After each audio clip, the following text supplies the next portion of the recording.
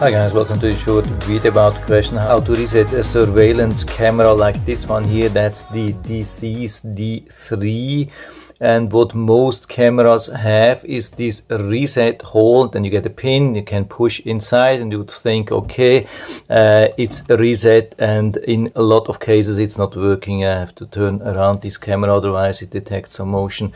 Yeah, and this is not only for this camera, does not only have something to do with this manufacturer, does not even have something to do with surveillance cameras. It can also be helpful to know about this thing regarding other devices like smartphones and so forth. A lot of things which you have connected to apps on your phone, it's really important to know how such things really are working, because a lot of devices, they have their possibilities to reset on the device itself, like on the smartwatch itself you can reset, or here you have this reset hole, you can see that here, and you get this pin, you can push inside but nothing happens, and so you can't reset it, and so you can't then sell it or give it to other people. And so the question is, how does this really work for a lot of devices and also for this Dzees camera? And here we have to go to the settings, and then we have to click on remove the camera. That's really it. Here I confirm and the camera is gone, and now I can also reset it from here. Sometimes you don't even have to reset here to be safe. Yeah, you can hear that. Now it really internally has reset and it's ready for pairing, and before there was absolutely no way to pair it with a new app, with a new phone. You can't sell it like that. This is how this works for a lot of things.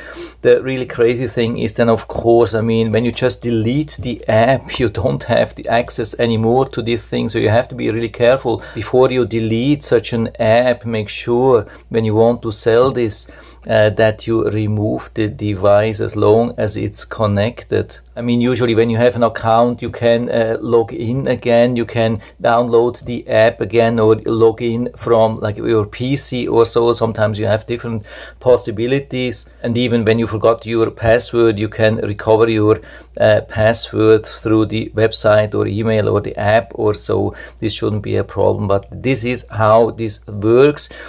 Yeah, it's a little bit complicated, unfortunately, but I think they have made this to prevent that things are being stolen. I am not 100% sure about that, but this is what I think. So otherwise some person could just take it away, take it home, and then connect it with their own app and then have it. And so with this trick, it's not working. When they steal this, they couldn't do anything with that. Of course, at the moment when they steal it, they don't know. So when they can't connect it, they will just throw it then into garbage. And yeah, I mean, it is as it is. I still hope I've been able to help you a little bit with this video.